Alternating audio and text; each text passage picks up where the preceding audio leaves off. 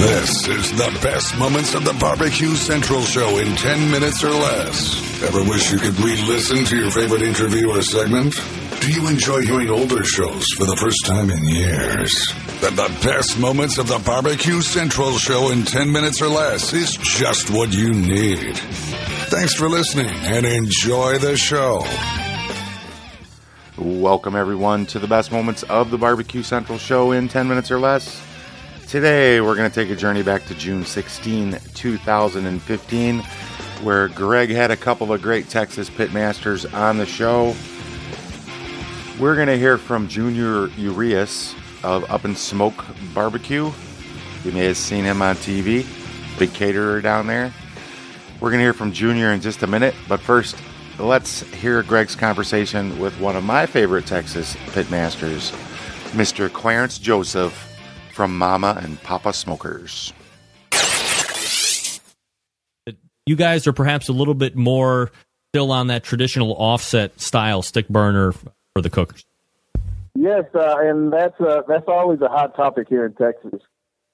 Stick burner versus the vaults and some of the other non-wood, traditional wood burning pits.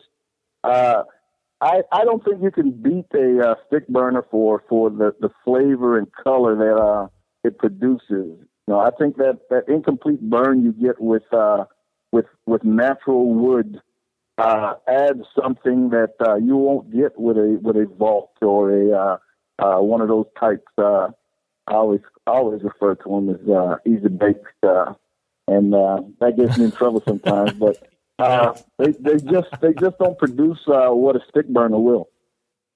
You just used a term that I have never heard anybody else use. You've coined a phrase, ladies and gentlemen. I'm about to roll it out for you in case you missed it. You can't get an incomplete burn.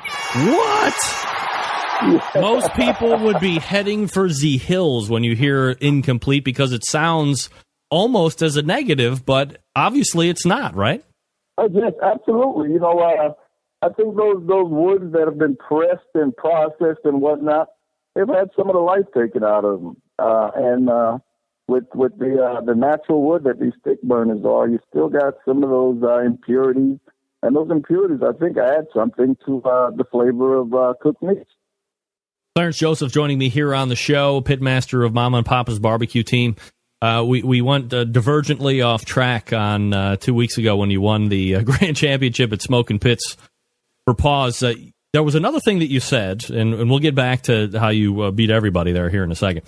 Quality of meat is key, and having the best quality of meat starting out is going to help you, giving you the best chance to put out a product that's going to win. So for you and for the team, what does having the best quality meats mean for you? And if that means that, you know, you're sponsored by somebody, please by all means give out the names, because that's what we want to know about here on this show. But what does using the best meats mean to you? The best meats mean that for my rib, I'm not sponsored by anybody for rib, but that means I've got a trio of supermarkets. Not a trio. There are 5 supermarkets in my local area that I have plotted. And I will hit those 5 supermarkets about 3 times a week, whether I'm competing or not, looking for a specific type of rib. I've got a brisket sponsor, and I don't have any problems with quality briskets. Who is it? Cooper's Meat Market here in San Antonio really helps me out with quality briskets. Chicken tend to be chicken wherever you go, as far as I'm concerned. But again, I go on quest sometimes looking for quality ribs. So here's the question, right, Clarence? Because when you say chicken is chicken, that's a completely different mindset from where you're at cooking IBCA or some of the Texas contests than I would normally have via Pitmaster here on the show, which are looking for uniform shape sizes. I mean, you're probably cooking a whole chicken and you're cutting it in half. I mean, I doubt you're probably buying half chicken somewhere, because that's what you have to turn in a Texas contest. You're not turning in just chicken thighs, but you're turning in a half chicken. So when I guess the better question perhaps is, when you're looking at the whole chicken, what are you looking for that you think is going to give you the best chance to win? So I'm looking for a chicken with a whiter skin. The whiter skin tends to be a little less fatty than yellower skin. I usually buy 3 birds for a competition, and I want all my birds to be approximately the same size. All our chickens come with in some sort of brine solution when you buy them. So most Texans we brine those chickens as well. And I split mine. I don't buy half chickens. I like to do my own prep work. I think I can do a little bit better job than a butcher in the supermarket. So no, I don't buy half chickens. Do they sell half chickens like on a regular? Yes, they do. They sell half chickens. I see them very often in cook-offs. But these guys that show up with these half chickens at cook-offs, very often they open that package and they're not certain what they have. They're up to whatever that butcher gave them. I like to do. Are you then just putting it up? I mean, after you spice it up the way you want it, just on the cooker at that point and cooking it temp, or are you going to do the weird stuff that some of the other sanctioning bodies do, like pans and butter and all this other stuff? No, I tried that butter thing when I cooked out American Royale. Wasn't the biggest fan of it here in Texas. I think in Texas, we're pretty much a high heat guy, straight in the oven, straight in the pit. No butter. Clarence Joseph joining me here on the show. So when you are doing ribs, chicken, and brisket out at the smoking pits for Paws, obviously a great cook. What did you like, and what did you think maybe you could have done a little bit better, I guess, for dichotomy at that competition? Believe it or not, Greg, I absolutely loved everything I turned in. Yeah. And we've been around this game long enough to understand that on any given day, what you like isn't necessarily what the judges are going to like. I wasn't surprised at the results. Matter of fact, I was disappointed in my chicken score. It did well, but I really thought it was going to do better. The ribs and brisket hit exactly where I thought they could hit. So it was one of those cooks where everything went very well. Everything went as planned. And here in Texas, I often say, if I can hit all my marks, if I can turn in what I set out to turn in, I'm happy, regardless of how the judges may feel. And that's the way it was last weekend, and it worked out in my favor. Clarence, if I could ask you one more question here before I let you go, and I should have allowed for more time here on this, but in this show we talk a lot about cooking classes, and I know you've been giving some cooking classes. So if you could, promote whatever you have coming up potentially, and what do you do in your classes, and why people would want to sign up for something you give it. Greg, I appreciate the opportunity. Yeah, sure. My cooking class my students have been performing beyond my expectations. I practiced my format for about a year and a half before I went public. This year I'm pushing probably a little over 15 grand championships produced by my students. My class is a class where you bring your pit. I expect my students to bring a complete setup as if they're at a cook-off. They bring their meats and everything. I will show them my techniques. They're going to cook using my techniques. I also provide the products I'm using for them to try alongside theirs. And the results have been speaking for themselves. Hopefully nobody beating you directly in competition, right? Oh, I've had several of my students. No! It's bittersweet, yes, right? I've had several of my students beat me in competition, and it's actually a very, very good feeling. I mean, I stand up and yell like it was my number called. So I absolutely love when they do. Clarence, you have another class coming up here? Yes, I've got a class this weekend, June 20th. And then I've got 2 more, one in July, one in August. And those are my only scheduled classes left for the year. And my classes fill out fairly quickly once they're opened up, because I think people have recognized that there's some value to be gained from taking this my particular class. Where can they go to sign up, Clarence? I don't, I'm currently working on a web page of my own. So right now, I'm advertising using my Facebook page. Anybody would like to sign up, just have to go and find Mom and Papa Joe's on Facebook, or just ask around, and anybody can give them my information. Mom and Papa Joe's on Facebook. I really appreciate the opportunity to plug myself, Greg. To put in your request for a future show, please contact John Solberg via email at johnjon@bbqcentralshow.com. All right, so Junior Urias joining me here on the show. Junior, let me ask you something. Sure. Is it freaking annoying when people say Junior Urias? Well, it really isn't, because so many people say it so many different ways.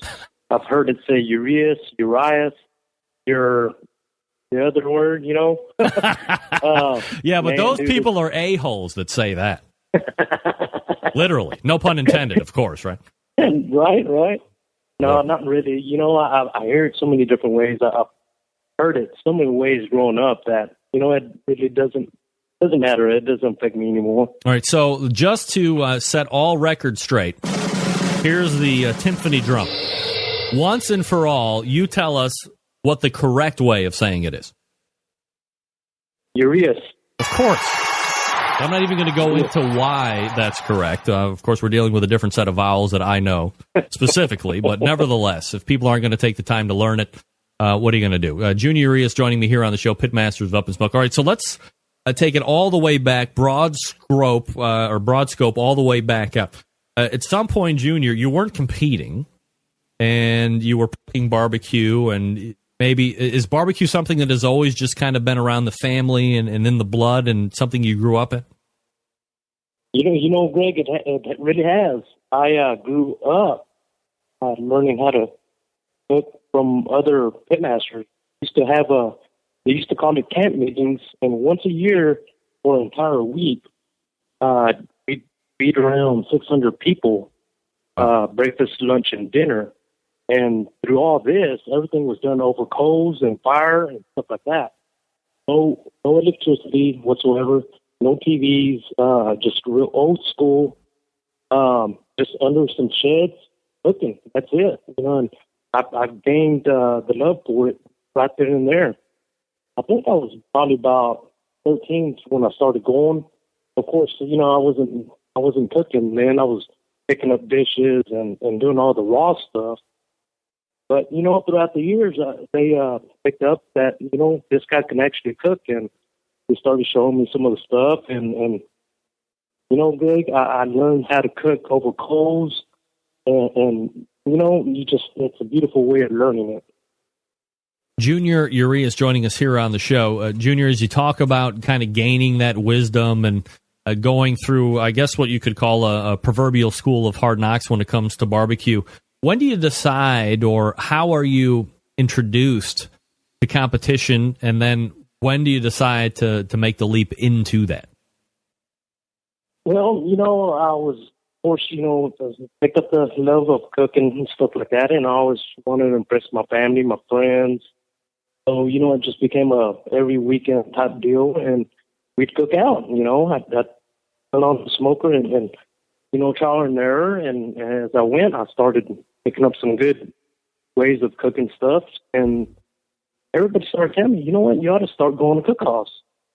So, I think the first cook-off was in, I want to say 99.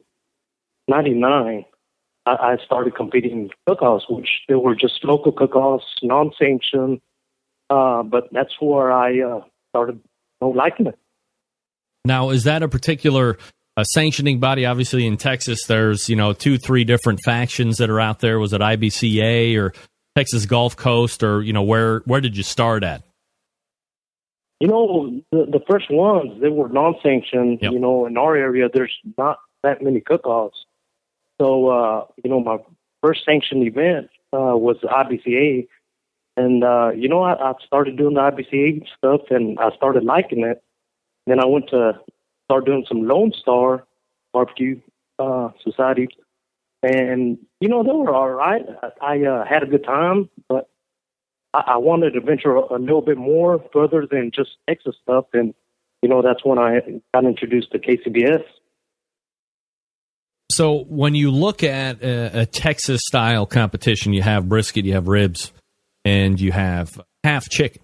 And then you look at KCBS, you have brisket, ribs, pork, and chicken as well.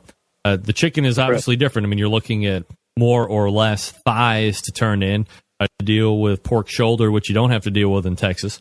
So that's a whole nother meat that you have to kind of master and be able to turn in and get good scores to give your chance a shot at winning. How do you go about preparing, to add that meat and then make those changes in box building and all this other stuff to give yourself the best shot at starting to win? Well, you know what? Doing a few KCBS has actually made me a better cook and the IBCA, just because of the fact that you had to get 4 boxes in 30-minute intervals done. And when you're by yourself, it's usually real hard to do that.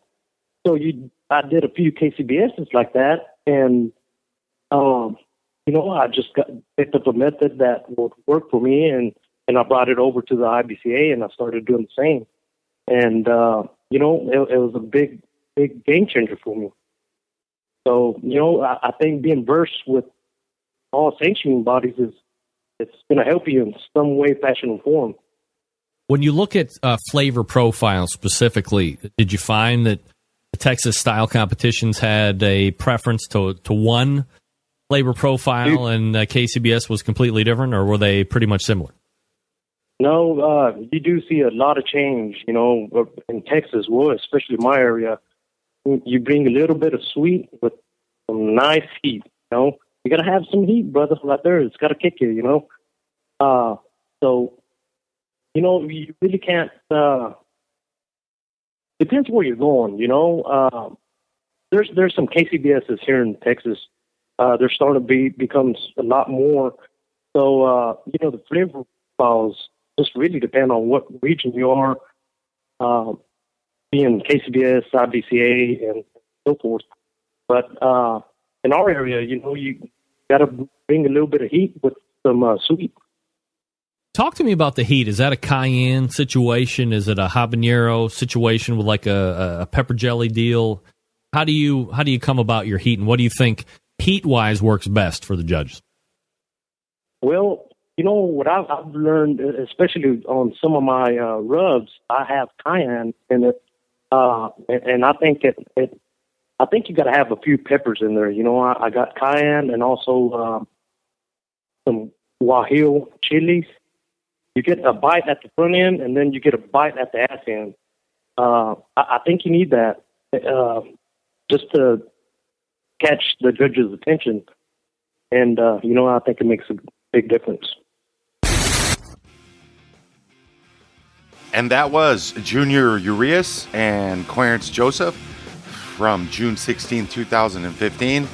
You want to hear the rest of this episode? Hit the link in the show notes. It'll take you right to it. While you're over at the BBQCentralShow.com, do me a favor, hit the subscribe tab. Subscribe to the Barbecue Central Show via podcast. Never miss an episode of that show or this show again. Till next time on the best moments of the Barbecue Central Show in 10 minutes or less, I am your host, John Solberg, and I will talk to you soon.